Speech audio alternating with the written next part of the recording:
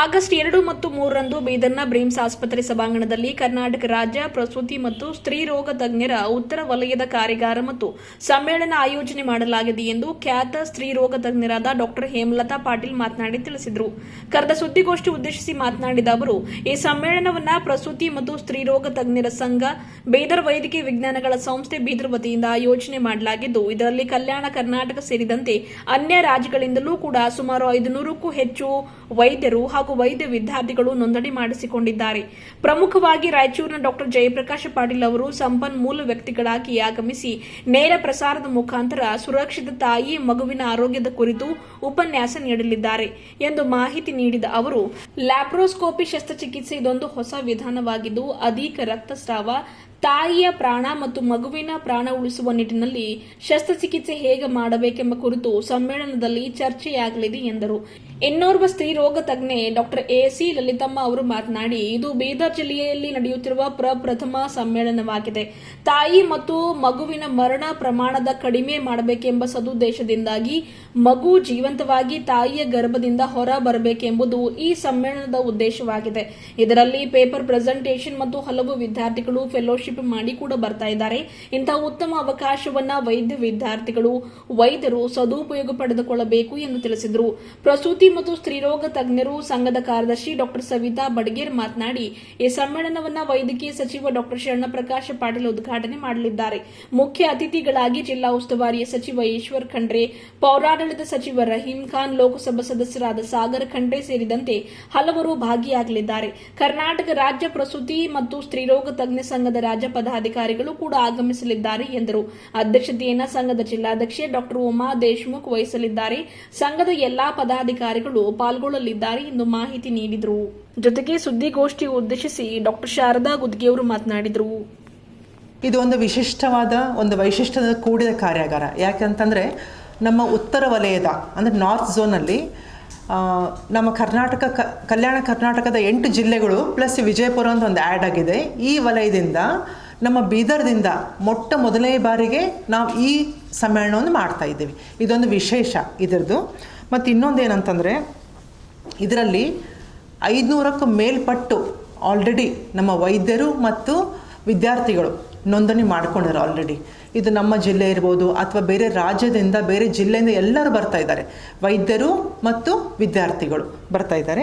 ಮತ್ತು ನಾವೆಲ್ಲ ಸಂಪನ್ಮೂಲ ವ್ಯಕ್ತಿಗಳನ್ನು ಬೇರೆ ರಾಜ್ಯಗಳಿಂದ, ನಮ್ಮ ರಾಜ್ಯದಿಂದ, ಬೇರೆ ಜಿಲ್ಲೆಗಳಿಂದನೂ ತುಂಬ ಪರಿಣಿತಿ ಹೊಂದಿರುವ ಸಂಪನ್ಮೂಲ ವ್ಯಕ್ತಿಗಳನ್ನು ನಾವೆಲ್ಲ ಕರೆಸ್ತಾ ಇದ್ದೀವಿ. ಮತ್ತು ನಮ್ಮದು ಮೇನ್ ಧ್ಯೇಯ ಮತ್ತು ಉದ್ದೇಶ ಏನು ಅಂತಂದರೆ, ಸುರಕ್ಷಿತ ತಾಯಿ ಮತ್ತು ಮಗುವಿನ ಹೆರಿಗೆ ಮತ್ತು ಆರೈಕೆ. ಇದು ನಮ್ಮ ಮೇನ್ ಉದ್ದೇಶ ಇದ್ದರೂ ಸಹ ನಾವು ಮೊದಲನೇ ದಿವಸ ಕಾರ್ಯಾಗಾರ ಅಂತ ಮಾಡ್ತಾಯಿದ್ದೀವಿ. ಯಾವುದು ಅಂತಂದರೆ ಲ್ಯಾಪ್ರೋಸ್ಕೋಪಿಕ್ ಸರ್ಜರಿ ಅಂತ. ತಮಗೆಲ್ಲ ಗೊತ್ತಿರಬೇಕು, ಲ್ಯಾಪ್ರೋಸ್ಕೋಪಿಕ್ ಸರ್ಜರಿ ಅಂತಂದರೆ ನಾವು ಮುಂಚೆಯಿಂದನೂ ನಾವು ನಾರ್ಮಲ್ ಆಗಿ ಮಾಡ್ತಾ ಇರ್ತೀವಿ. ಗರ್ಭಾಶಯಕ್ಕೆ ಸಂಬಂಧಪಟ್ಟಿದ್ದು ಅಥವಾ ಸ್ತ್ರೀ ರೋಗಕ್ಕೆ ಸಂಬಂಧಪಟ್ಟಿದ್ದು ಏನೇ ಗರ್ಭಾಶಯ ಪ್ರಾಬ್ಲಮ್ ಇದ್ದರೂ ಸಹ ನಾವು ನಾರ್ಮಲಾಗಿ ಆಪರೇಷನ್ ಮಾಡಿಬಿಟ್ಟು ಹೊಲಿಗೆ ಹಾಕ್ತಾ ಇದ್ವಿ. ಅದರ ಪ್ರಾಬ್ಲಮ್ಸ್ ಏನಿತ್ತು ಅಂತಂದರೆ ತುಂಬ ರಕ್ತಸ್ರಾವ ಆಗ್ತಾಯಿತ್ತು ರೋಗಿಗಳಿಗೆ. ಮತ್ತು ಅವ್ರು ಎಷ್ಟೊಂದು ದಿವಸ ಆಸ್ಪತ್ರೆಯಲ್ಲಿ ಇರಬೇಕಾದ ಪ್ರಸಂಗನೂ ಬರ್ತಾಯಿತ್ತು. ಮತ್ತು ನೋವಿನ ಪ್ರಮಾಣ ಹೆಚ್ಚಿಗೆ ಅವರು ಪೇಷಂಟ್ ಹೇಳ್ತಾಯಿದ್ರು. ಬಟ್ ಈಗ ಲ್ಯಾಪ್ರೋಸ್ಕೋಪಿ ಸರ್ಜರಿ ಅಂದರೆ ಏನು ಅಂತಂದರೆ ಒಂಥರ ವಿಶಿಷ್ಟವಾದ ಶಸ್ತ್ರಚಿಕಿತ್ಸೆ. ಒಂದು ಸಣ್ಣ ರಂಧ್ರ, ಹೊಟ್ಟೆ ಮೇಲ್ಭಾಗದಲ್ಲಿ ಒಂದು ಸಣ್ಣ ರಂಧ್ರ ಮಾಡಿಬಿಟ್ಟು ಒಂದು ಉಪಕರಣ ಪಾಸ್ ಮಾಡ್ತೀವಿ. ಇದಕ್ಕೆ ಸಾಮಾನ್ಯವಾಗಿ 90% ಕಾಯಿಲೆಗಳು, ಗರ್ಭಾಶಯಕ್ಕೆ ಸಂಬಂಧಪಟ್ಟಿದ್ದ ಮೇಜರ್ ಕಾಯಿಲೆಗಳ್ನ ನಾವು ಈ ಶಸ್ತ್ರಚಿಕಿತ್ಸೆಯಿಂದ ನಾವು ಸುಲಭವಾಗಿ ಪೇಷಂಟಿಗೆ ಜಾಸ್ತಿ ತೊಂದರೆ ಆಗ್ಲಾರ್ದೇ ಚಿಕಿತ್ಸೆ ಕೊಡ್ತಾ ಇದ್ದೀವಿ. ಈಗ ನಾವು ಎಲ್ಲ ಕಡೆ ಪೇಷಂಟ್ಸ್ ನೋಡ್ತೀವಿ, ಅವರೇ ಬರ್ತಾರೆ ನಮ್ಮ ಹತ್ರ. ರೋಗಿಗಳು ಬಂದುಬಿಟ್ಟು ನಮಗೆ ಕರೆಂಟ್ ಆಪರೇಷನ್ ಬೇಕು, ನಮಗೆ ಕರೆಂಟಿಂದೇ ಮಾಡಿರಿ, ಅದು ಜಾಸ್ತಿ ತ್ರಾಸಾಗಲ್ಲ, ಜಾಸ್ತಿ ನೋವಾಗಲ್ಲ, ಹಮ್ಕೋ ವೈ ಹೋನ ಕರೆಂಟ್ಗಾಗಿ ಆಪರೇಷನ್ ಹೋನ ಅಂತ ಅಂದ್ಕೊಂಡು ರೋಗಿಗಳು ತಮ್ಮ ಸ್ವ ಇಚ್ಛೆನೇ ಬರ್ತಾ ಇದ್ದಾರೆ. ಹೀಗಾಗಿ ಅದಕ್ಕೆ ನಾವು ಏನು ಮಾಡ್ತಾ ಇದ್ದೀವಿ ಅಂತಂದರೆ, ಮೊದಲನೇ ದಿವಸ ಡಾ ಜಯಪ್ರಕಾಶ್ ಪಾಟೀಲ್ ಅಂತ ಇವರು ರಾಯಚೂರದವರು, ಭಾಳ ಸಂಪನ್ಮೂಲ ವ್ಯಕ್ತಿ. ಅವರ ತಂಡದೊಂದಿಗೆ ನಾವು ಕೆಲವೊಂದು ಕಾಯಿಲೆ ಇರುವಂಥ ರೋಗಿಗಳನ್ನ ನಾವು ಆರಿಸ್ಕೊಂಡಿದ್ದೀವಿ. ಆವತ್ತಿನ ದಿವಸ ಆ ಲ್ಯಾಪ್ರೋಸ್ಕೋಪಿಕ್ ಸರ್ಜರಿ ಮಾಡಿಬಿಟ್ಟು ಲೈವ್ ಡೆಮೋ ತೋರಿಸ್ತಾ ಇದ್ದೀವಿ. ಸ್ಕ್ರೀನ್ ಮೇಲೆ ಲೈವ್ ಡೆಮೋ ತೋರಿಸ್ತಾ ಇದ್ದೀವಿ. ಇದರಿಂದ ಏನಾಗುತ್ತೆ ಅಂತಂದರೆ, ಅಲ್ಲಿ ಬಂದಿರುವ ಪಾರ್ಟಿಸಿಪೆಂಟ್ಸ್ ಮತ್ತು ಎಲ್ಲ ವಿದ್ಯಾರ್ಥಿಗಳಿಗೆಲ್ಲರಿಗೂ ಅದರಿಂದ ಬಹಳ ಯೂಸ್ ಆಗುತ್ತೆ. ಮುಂದೆ ಅವರು ಪೇಷಂಟ್ ಮೇಲೆ ಅನುಸರಿಸಬಹುದು. ಹೀಗಾಗಿ ನಾವು ಇದಕ್ಕೆ ಜಾಸ್ತಿ ಒತ್ತು ಕೊಟ್ಟಿದ್ವಿ. ಮುಂಚೆ ಏನಾಗ್ತಿತ್ತು ಅಂತಂದರೆ ನಮ್ಮಲ್ಲಿ ಯಾರು ಅಷ್ಟು ವ್ಯಕ್ತಿಗಳು ಇರಲಿಲ್ಲ, ಶಸ್ತ್ರಚಿಕಿತ್ಸರು ಇರಲಿಲ್ಲ. ನಾವು ಮಹಾರಾಷ್ಟ್ರದಿಂದ, ಲಾತೂರ್ದಿಂದ, ತೆಲಂಗಾಣದಿಂದ ಅವರೆಲ್ಲ ಕರೆಸಿಬಿಟ್ಟು ನಾವಿಲ್ಲಿ ಸರ್ಜರಿ ಮಾಡ್ತಾಯಿದ್ವಿ. ಬಟ್ ಇತ್ತೀಚೆಗೆ ತುಂಬ ಜನ ನಮ್ಮಲ್ಲಿ ಕೂಡ ಬರ್ತಾ ಇದ್ದಾರೆ, ಬೀದರಲ್ಲಿ ತುಂಬ ಜನ ಆಗಿದ್ದಾರೆ. ಸೊ ನಾವು ಈ ಕಾರ್ಯಾಗಾರ ಮಾಡೋದರಿಂದ ಅವರಿಗೆ ಸಾಕಷ್ಟು ಅನುಕೂಲ ಆಗುತ್ತೆ ಮತ್ತು ನಮ್ಮ ಬೀದರ್ ಜನತೆಗೆ ಮುಂದಿನ ದಿನಗಳಲ್ಲಿ ಸಾಕಷ್ಟು ಪ್ರಯೋಜನ ಆಗಲಿದೆ. ಖರ್ಚಿನ ವಿಷಯ ಇರ್ಬೋದು, ಬ್ಲೀಡಿಂಗ್ ವಿಷಯ ಇರ್ಬೋದು, ಹಾಸ್ಪಿಟ್ಲಲ್ಲಿ ಇರುವಂಥ ದಿವಸಗಳಿರ್ಬೋದು, ಎಲ್ಲ ರೀತಿಯಿಂದನೂ ಭಾಳ ಅನುಕೂಲ ಮತ್ತು ಆರಾಮದಾಯಕವಾಗಿ ಇದು ಒಂದು ಚಿಕಿತ್ಸೆ ಆಗಲಿದೆ. ಮತ್ತು ಆಮೇಲೆ ನೀವೆಲ್ಲ ನೋಡಿರಬೇಕು, ಕೋವಿಡ್ ನಂತರದಲ್ಲಿ ಎಷ್ಟೊಂದು ವೈರಸ್ ಇರ್ಬೋದು, ಬ್ಯಾಕ್ಟೀರಿಯಾ ಇರ್ಬೋದು, ಪ್ರತಿ ಕ್ಷಣ ಪ್ರತಿದಿನ ಎಷ್ಟೊಂದು ಹುಟ್ಕೊಂಡಿವೆ. ಅದೇ ರೀತಿ ನಮ್ಮ ವೈದ್ಯಕೀಯ ಫೀಲ್ಡಲ್ಲಿ ಸಾಕಷ್ಟು ಸಂಶೋಧನೆ ಆಗ್ತಾ ಇದ್ದಾವ, ಸಾಕಷ್ಟು ಆವಿಷ್ಕಾರಗಳು ಆಗ್ತಾನೆ ಇದ್ದಾವೆ. ಸೊ ಈಗೆಲ್ಲ ಆಗಬೇಕಾದ್ರೆ ನಮ್ಗೆ ಹೆಂಗೆ ಗೊತ್ತಾಗಬೇಕು, ದೇಶದ ಯಾವ ಮೂಲೆಯಲ್ಲಿ ಯಾವ ಆವಿಷ್ಕಾರ ಆಗ್ತದೆ ಅಂತ ನಮಗೆ ಹೇಗೆ ಗೊತ್ತಾಗಬೇಕು, ನಮ್ಮವರಿಗೆ ಅದು ವಿಷಯ ಹೇಗೆ ಮುಟ್ಟಬೇಕು, ಇದೆಲ್ಲ ನಮ್ಮವರಿಗೆ ಮುಟ್ಟಬೇಕು ಅಂತಂದರೆ ಇದಕ್ಕೆ ಒಂದೇ ಉತ್ತರ ಏನಂತಂದರೆ ಈ ರೀತಿ ಕಾರ್ಯಾಗಾರ ಮಾಡುವುದು ಮತ್ತು ಸಮ್ಮೇಳನ ಮಾಡುವುದು. ಹಾಗೆ ಮಾಡಿದಾಗ ಏನಾಗುತ್ತೆ ಅಂತಂದರೆ ಎಲ್ಲ ಕಡೆಯಿಂದ ಸಂಪನ್ಮೂಲ ವ್ಯಕ್ತಿಗಳು ಬಂದು ಅದಕ್ಕೆ ತಕ್ಕ ಹಾಗೆ ನಮಗೆ ಗೈಡ್ಲೈನ್ಸ್ ಕೊಡ್ತಾರೆ. ಅವ್ರ ಗೈಡ್ಲೈನ್ಸ್ ಕೊಟ್ಟು ಮಾರ್ಗಸೂಚಿ ಕೊಟ್ಟಾಗ ನಮಗೆ ಅದಕ್ಕೆ ಕಾರ್ಯಕ್ಕೆ ತರಲಿಕ್ಕೆ, ರೋಗಿಗಳ ಮೇಲೆ ಅಪ್ಲೈ ಮಾಡಲಿಕ್ಕೆ ನಮಗೆ ಅನುಕೂಲ ಆಗುತ್ತೆ. ಅದಕ್ಕೆ ನಾವು ಈ ರೀತಿ ಮಾಡ್ತಾಯಿದ್ದೀವಿ. ಮತ್ತು ಇನ್ನೊಂದು ಹೆಮ್ಮೆ ವಿಷಯ ಏನು ಅಂತಂದರೆ ಇದು ಫಸ್ಟ್ ಟೈಮ್ ನಾವು ಬೀದರಲ್ಲಿ ಮಾಡ್ತಾಯಿದ್ದೀವಿ. ಇವತ್ತೇನಂತ ನಮ್ಮ ಅಧ್ಯಕ್ಷರು ಬರಬೇಕಿತ್ತು, ಡಾಕ್ಟರ್ ಉಮಾ ದೇಶ್ಮುಖ್ ಅಂತ. ಬಟ್ ಡಾಕ್ಟರ್ ಶರಣಬಸಪ್ಪ ಅಪ್ಪವ್ರಿಗೆ ಆರಾಮಿಲ್ಲ ಸಲುವಾಗಿ ಅವ್ರು ಕಲಬುರ್ಗಿದಲ್ಲೇ ಇದ್ದಾರೆ. ಬಟ್ ಆ ಕಾರ್ಯಕ್ರಮಕ್ಕೆ ಬರ್ತಾ ಇದ್ದಾರೆ ಅವರು. ಇಷ್ಟು ಮತ್ತು ಅಂದರೆ ಇದು ಸರ್ಜರಿ ಕುರಿತಾಗಿ ಇಷ್ಟು ಹೇಳಿದ್ದೀನಿ, ಕಾರ್ಯಾಗಾರ ಕುರಿತಾಗಿ. ಮತ್ತು ಅವತ್ತಿನ ದಿವಸನೇ ನಮ್ಮದು ಉದ್ಘಾಟನೆ ಕೂಡ ಆಗ್ತಾಯಿದೆ. ಅವತ್ತು ಸಾಯಂಕಾಲ 2ನೇ ತಾರೀಕು ಶನಿವಾರ ಸಾಯಂಕಾಲ 4 ಗಂಟೆಗೆ ಉದ್ಘಾಟನೆ ಆಗ್ತಾಯಿದೆ. ಉದ್ಘಾಟಕರು ಯಾರು ಅಂತಂದರೆ ನಮ್ಮ ಡಾಕ್ಟರ್ ಶರಣ್ ಪ್ರಕಾಶ್ ಪಾಟೀಲ್, ಮಾನ್ಯ ವೈದ್ಯಕೀಯ ಶಿಕ್ಷಣ ಸಚಿವರು ಕರ್ನಾಟಕ ಸರ್ಕಾರ, ಮತ್ತು ಶ್ರೀ ಈಶ್ವರ್ ಖಂಡ್ರೆ ಅವರು, ಮಾನ್ಯ ಅರಣ್ಯ ಪರಿಸರ ಮತ್ತು ಜೀವಿಶಾಸ್ತ್ರ ಬೀದರ್ ಜಿಲ್ಲಾ ಉಸ್ತುವಾರಿ ಸಚಿವರು ಕರ್ನಾಟಕ ಸರ್ಕಾರ, ಮತ್ತು ರಹೀಂ ಖಾನ್ ಸರ್, ಮಾನ್ಯ ಪೌರಾಡಳಿತ ಹಾಗೂ ಹಜ್ ಸಚಿವರು ಕರ್ನಾಟಕ ಸರ್ಕಾರ, ಶ್ರೀ ಸಾಗರ್ ಈಶ್ವರ್ ಖಂಡ್ರೆ ಸರ್, ಮಾನ್ಯ ಲೋಕಸಭಾ ಸದಸ್ಯರು ಬೀದರ್, ಡಾಕ್ಟರ್ ಸುಜಾತ ರಾಠೋಡ್ ಅಂತ ನಮ್ಮ ವೈದ್ಯಕೀಯ ಶಿಕ್ಷಣ ನಿರ್ದೇಶನಾಲಯದ ನಿರ್ದೇಶಕರು ಇವರು ಬೆಂಗಳೂರು, ಮತ್ತು ಶ್ರೀಮತಿ ಶಿಲ್ಪಾ ಶರ್ಮಾ ಜಿಲ್ಲಾಧಿಕಾರಿಗಳು, ಶ್ರೀ ಗಿರೀಶ್ ದಿಲೀಪ್ ಬದೋಲೆ ಮುಖ್ಯ ಕಾರ್ಯನಿರ್ವಾಹಕ ಅಧಿಕಾರಿಗಳು ಜಿಲ್ಲಾ ಪಂಚಾಯತ್ ಬೀದರ್, ಶ್ರೀ ಪ್ರದೀಪ್ ಗುಂಟಿ ಜಿಲ್ಲಾ ಪೊಲೀಸ್ ವರಿಷ್ಠಾಧಿಕಾರಿಗಳು ಬೀದರ್, ಶ್ರೀಮತಿ ಸುರೇಖಾ ಮುಖ್ಯ ಆಡಳಿತಾಧಿಕಾರಿಗಳು ಬೀದರ್, ಮತ್ತು ನಮ್ಮ ಡಾಕ್ಟರ್ ಶಿವಕುಮಾರ್ ಶೆಟ್ಕರ್ ನಿರ್ದೇಶಕರು ಬೀದರ್. ಇದರ ಜೊತೆಗೆ ನಮ್ಮ ರಾಜ್ಯ ಕಸೋಗ ಅಂದರೆ ರಾಜ್ಯದ ಪ್ರಸೂತಿ ಮತ್ತು ಸ್ತ್ರೀರೋಗ ಸಂಘದ ಎಲ್ಲ ಪದಾಧಿಕಾರಿಗಳು, ಪ್ರೆಸಿಡೆಂಟ್ ಇರ್ಬೋದು, ಸೆಕ್ರೆಟರಿ ಇರ್ಬೋದು, ಟ್ರೆಷರ್, ಎಲ್ಲ ಪದಾಧಿಕಾರಿಗಳು ಕೂಡ ಅವತ್ತಿನ ದಿವಸ ಬರ್ತಾ ಇದ್ದಾರೆ. ಹೀಗಾಗಿ ತಮಗೆಲ್ಲರಿಗೂ ನಾನು ಇವತ್ತೇ ಆಮಂತ್ರಣ ಕೊಡ್ತಾ ಇದ್ದೀನಿ. ತಾವೆಲ್ಲರೂ ಬರಬೇಕು, ನಮಗೆ ದೊಡ್ಡ ಮಟ್ಟದಲ್ಲಿ ಪ್ರಚಾರ ಕೊಡಬೇಕು. ಯಾಕಂತಂದರೆ ಸ್ವಕಾರ್ಯ ಸ್ವಾಮಿ ಕಾರ್ಯ, ನಮಗೂ ಪ್ರಯೋಜನ ಆಗ್ತಿದೆ ಮತ್ತು ಬೀದರ್ನ ಎಲ್ಲ ಜನತೆಗೂ ಪ್ರಯೋಜನ ಆಗ್ತಾಯಿದೆ. ತಾವೆಲ್ಲ ಬರಬೇಕು, ಸಾಕಷ್ಟು ಸಹಕಾರ ಕೊಡಬೇಕು, ಪ್ರಚಾರ ಮಾಡಬೇಕಂಥೇಳಿ ನನ್ನ ಆಮಂತ್ರಣ ಕೊಟ್ಟು ತಮಗೆಲ್ಲ ನೀವೆಲ್ಲ ಸಹಕಾರ ಕೊಡ್ತೀರ ಅಂತ ಅಂದ್ಕೊಂಡು ಆಶಿಸುತ್ತಾ ನನ್ನ ಮಾತುಗಳು ವಿರಾಮ ಹೇಳುತ್ತೇನೆ. ನಮಸ್ಕಾರ. ಈಗಾಗಲೇ ಡಾಕ್ಟರ್ ಹೇಮಲತಾ ಪಾಟೀಲ್ ಅವರು ತಿಳಿಸಿದಂತೆ ಆಗಸ್ಟ್ 2 ಮತ್ತು 3ರಂದು ಕಾರ್ಯಾಗಾರ ಮತ್ತು ಸಮ್ಮೇಳನವನ್ನು ಏರ್ಪಡಿಸಿದ್ದೆವು. ಇದರ ಒಂದು ಮುಖ್ಯ ಉದ್ದೇಶ ಏನಪ್ಪ ಅಂತಂದರೆ ಗರ್ಭಿಣಿಯರು ಮತ್ತು ಇತರ ಮಹಿಳೆಯರಿಗೆ ಸುರಕ್ಷಿತ ಮತ್ತು ಆರೋಗ್ಯಕರ ಜೀವನ ನೀಡಲು ಉದ್ದೇಶಿಸಿ ಈ ಒಂದು ಸಮ್ಮೇಳನವನ್ನು ನಾವು ಏರ್ಪಡಿಸಿದ್ದೀವಿ. ಈಗಾಗಲೇ ಅವರು ತಿಳಿಸಿದಂತೆ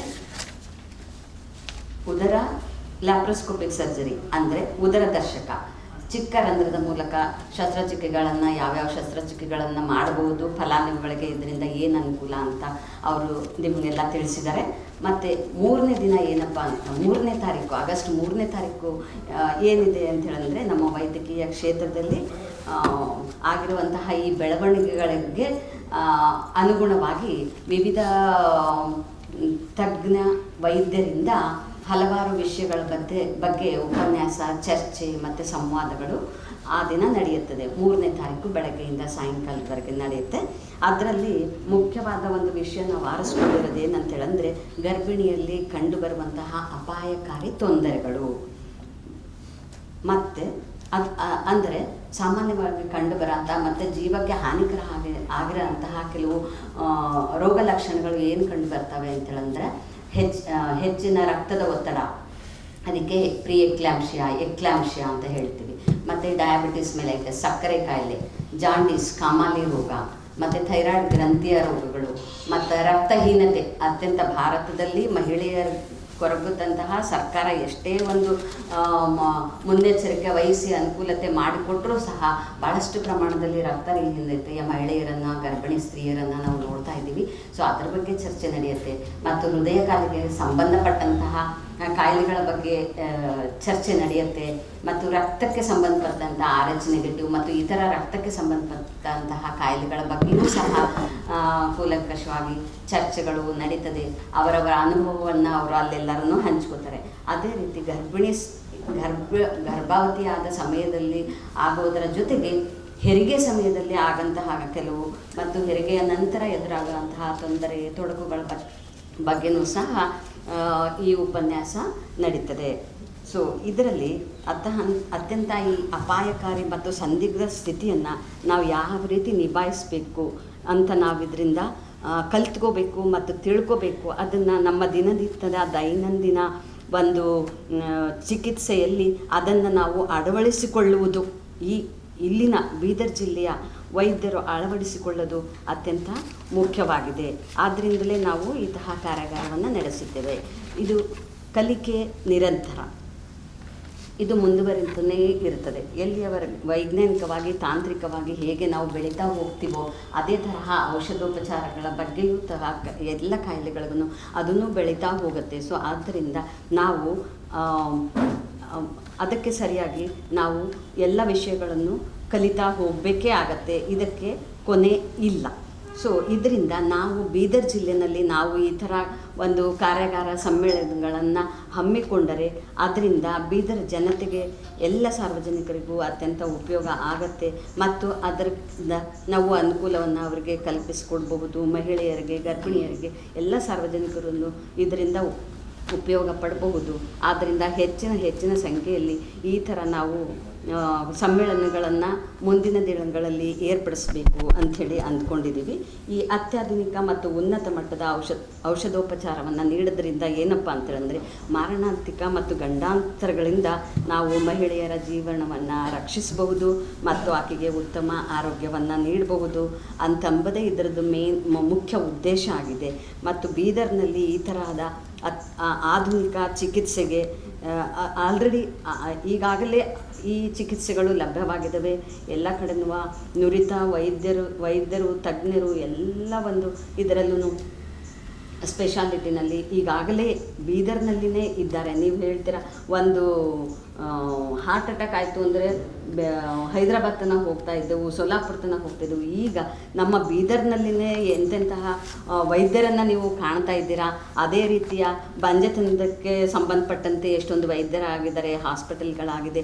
ಸೊ ಈ ರೀತಿ ಇದರಿಂದ ಬೀದರ್ನಲ್ಲಿ ಹೆಚ್ಚಿನ ಚಿಕಿತ್ಸೆ ದೊರೆಯೋದ್ರಿಂದ ನಾವು ಬೇರೆಡೆಗೆ ನಮ್ಮ ರೋಗಿಗಳನ್ನು ಹೆಚ್ಚಿನ ಚಿಕಿತ್ಸೆಗೆ ಕಳುಹಿಸೋದನ್ನು ಇದರಿಂದ ನಾವು ತಪ್ಪಿಸ್ಬೋದು. ಅದಕ್ಕೋಸ್ಕರ ನಾವು ಹೆಚ್ಚಿನ ಸಂಖ್ಯೆಯಲ್ಲಿ ಈ ಥರ ಸಮ್ಮೇಳನ ಒಂದು ಮುಂಬರುವ ದಿನಗಳನ್ನು ಏರ್ಪಡಿಸಬೇಕು ಅಂಥೇಳಿ ಕೇಳ್ಕೊತಿದ್ದೀವಿ. ಈಗಾಗಲೇ ಮೇಡಮ್ ಹೇಳಿದಂತೆ ಈ ಒಂದು ಕಾರ್ಯಾಗಾರಕ್ಕೆ, ಸಮ್ಮೇಳನಕ್ಕೆ ನಮ್ಮ ಕರ್ನಾಟಕದ ಬೀದರ್ ಜಿಲ್ಲೆಯ ಜನತೆ ಅಲ್ಲದೇ ನೆರೆಹೊರೆಯ ರಾಜ್ಯಗಳಿಂದನೂ ಬರ್ತಾ ಇದ್ದಾರೆ. ದೇಶಾದ್ಯಂತ ಎಲ್ಲ ವೈದ್ಯರೂ ಸಹ ಇದರಲ್ಲಿ ಪಾಲ್ಗೊಳ್ತಾ ಇದ್ದಾರೆ ಅಂತ ಹೇಳೋದಕ್ಕೆ ನಾವು ಹೆಮ್ಮೆ ಪಡ್ತಾ ಇದ್ದೀವಿ. ಈಗಾಗಲೇ ಮೇಡಮ್ ತಿಳಿಸಿದಂತೆ 2ನೇ ತಾರೀಕು ಸಾಯಂಕಾಲ 4 ಗಂಟೆಗೆ ಉದ್ಘಾಟನಾ ಸಮಾರಂಭ ಇದೆ. ಅದರೆಲ್ಲರಲ್ಲೂ ನೀವು ಪಾಲ್ಗೊಳ್ಳಬೇಕು. ಆದ್ದರಿಂದ ಈ ಎಲ್ಲ ಮಾಧ್ಯಮ ವರ್ಗದವರಿಗೆ, ವಾಹಿನಿಯವರಿಗೆ, ದೂರದರ್ಶನದವರಿಗೆ, ಪತ್ರಕರ್ತರಿಗೆ, ಪತ್ರಿಕೆಯ ವರದಿಗಾರರಿಗೆ ತಮ್ಮೆಲ್ಲರಿಗೂ ಸಹ ತಾವೆಲ್ಲರೂ ಈ ಸಮಾರಂಭದಲ್ಲಿ ಪಾಲ್ಗೊಳ್ಳಬೇಕು ಮತ್ತು ಅಂಥೇಳಿ ನಾವು ನಮ್ಮ ಸಂಘದ ವತಿಯಿಂದ ಮನವಿ ಮಾಡ್ಕೋತಾ ಇದ್ದೀವಿ. ಮತ್ತು ನಾವು ಮಾಡೋ ಅಂತಹ ಯಾವುದೇ ಕೆಲಸ ಕಾರ್ಯಗಳು ಜನರಿಗೆ ತಲುಪಬೇಕು ಅಂಥೇಳಂದರೆ, ಸಾರ್ವಜನಿಕರಿಗೆ ಮುಟ್ಟಬೇಕು ಅಂದರೆ ತಮ್ಮೆಲ್ಲರ ಸಹಕಾರ ಬಹಳ ಮುಖ್ಯ ಆಗಿದೆ. ಈ ವಾಹಿನಿ ಪತ್ರಿಕೆಗಳು ಇಲ್ಲದೇ ಇದ್ದರೆ ನಾವು ಇದನ್ನು ಜನರಿಗೆ ತಲುಪಿಸ್ಲಿಕ್ಕೆ ಸಾಧ್ಯ ಇಲ್ಲ. ಸೊ ಈ ಸಮ್ಮೇಳನ ಯಶಸ್ವಿಯಾಗಿ ನಡೀಬೇಕು ಅಂತೇಳಿ ಅಂದರೆ ತಮ್ಮೆಲ್ಲರ ಪಾತ್ರ ಬಹಳ ಮುಖ್ಯ ಆಗಿದೆ. ಸೊ ವಿವಿಧ ಕ್ಷೇತ್ರಗಳು ಒಟ್ಟುಗೂಡಿದರೆ ಮಾತ್ರ ಅಭಿವೃದ್ಧಿ, ಗುರಿ ಸಾಧನೆ ಇವೆಲ್ಲವೂ ಸಾಧ್ಯ ಅಂತ ಹೇಳ್ತಾ ತಮ್ಮೆಲ್ಲರಿಗೂ ಮತ್ತೊಮ್ಮೆ ನಮ್ಮ ಅನಂತ ವಂದನೆಗಳು.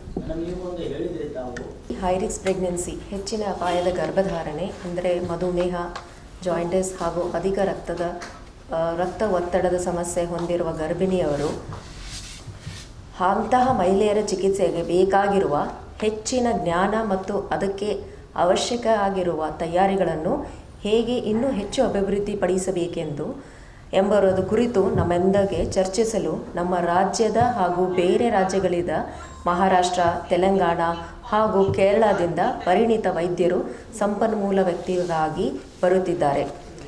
ಇದರಿಂದ ನಮ್ಮ ಜಿಲ್ಲೆಯ ಪ್ರಸೂತಿ ಮತ್ತು ಸ್ತ್ರೀ ರೋಗ ವೈದ್ಯರಿಗೆ ಹಾಗೂ ಗರ್ಭಿಣಿಯ ಸ್ತ್ರೀಯವರಿಗೆ ತುಂಬ ಅನುಕೂಲ ಆಗಬಹುದು ಎಂದು ಆಶಿಸುತ್ತೇನೆ. ಇಂತಹ ಒಂದು ಕಾರ್ಯಾಗಾರ ಮತ್ತು ಸಮ್ಮೇಳನ ನಮ್ಮ ಜಿಲ್ಲೆಯಲ್ಲಿ ಪ್ರಥಮ ಬಾರಿ ನಡೆಯುತ್ತಿದೆ. ಇದಕ್ಕೆ ಕಾರಣ ನಮ್ಮ ಜಿಲ್ಲೆಯ ಪ್ರಸೂತಿ ಮತ್ತು ಸ್ತ್ರೀ ರೋಗ ಶಾಸ್ತ್ರ ಸಂಘ Bidar. Thank you. North zone ಕಸೋಗ 2025 ಬೀದರ್. ಇದು ಕಾನ್ಫರೆನ್ಸ್ ಬೀದರ್ ಸಲುವಾಗಿ ತುಂಬ ಹೆಮ್ಮೆ ಇದೆ. ಅದು ಸಕ್ಸಸ್ ಆಗಬೇಕಂದ್ರೆ ನಿಮ್ದು ಎಲ್ಲ print media and electronic media ಸಹಕಾರ ಬೇಕು. 2ನೇ ತಾರೀಕು ಇನಾಗ್ರೇಷನ್ ಫಂಕ್ಷನಿಗೆ ನೀವು ಎಲ್ಲರೇ ಬಂದು ನಮ್ಮದು ಪ್ರೋಗ್ರಾಮ್ ಇವೆಂಟ್ ಎಲ್ಲ ಕವರ್ ಮಾಡಿ ಪ್ರಚಾರ ಮಾಡಬೇಕಾ. ಬೀದರ್ ಜಿಲ್ಲೆಗೆ ಏನೋ ಅಪ್ಡೇಟ್ ಗೈನೆಕ್ ಸೊಸೈಟಿ ಮಾಡ್ತಾ ಇದ್ದೀರಿ ಅದು ನೀವು ಮುಟ್ಟಿಸ್ಬೇಕು. ಇದು ನಮ್ಮದು ಒಂದು ವಿನಂತಿ ಇದೆ. Thank you. ಇದಿಲ್ಲ, ಅದು ಪ್ರಚಾರ ಆಗಬೇಕು. ಈಗ ಅಪ್ಡೇಟ್ಸ್ ಏನ್ ಇದೆ, ಲ್ಯಾಪ್ರೋಸ್ಕೋಪಿ 10-15 ಇಯರ್ಸ್ ಇರ್ತದೆ. ಲ್ಯಾಪ್ರೋಸ್ಕೋಪಿ ಮೋಸ್ಟ್ ಆಗಿ ಜಾಸ್ತಿ ಇದೆ. ಬಟ್ ಬೀದರ್ದಾಗೆ ಈಗ ಜನ ಫೆಲೋಶಿಪ್ ಮಾಡಿ ಬಂದರೆ ಬಹಳ ಜನ ಡಾಕ್ಟರ್. ಅದ್ರ ಸಲುವಾಗಿ ನಾವು ಅಪ್ಡೇಟ್ಸ್ ಏನಿದೆ, laparoscopy role in infertility in laparoscopy ಇದು ಎಲ್ಲ ಪ್ರಚಾರ ಆಗ್ಬೇಕಾ, ಅಪ್ಡೇಟ್ ಆಗ್ಬೇಕಾ. ಇದು ಎಲ್ಲ ವ್ಯವಸ್ಥೆ ನಮ್ಮ ಬೀದರ್ದಾಗೆ ಇದೆ ಅಂತ ಇದು ಅಪ್ಡೇಟ್ ಆಗ್ಬೇಕು ನಮ್ಮ ಜನಗಳಿಗೆ. ಅದು ಸಲುವಾಗಿ ಇದು ನಾವು ಕಾನ್ಫರೆನ್ಸ್ ಉದ್ದೇಶ ಇದೆ. ನಾವು ಇದ್ರ ಮೇಲೆ ಫೋಕಸ್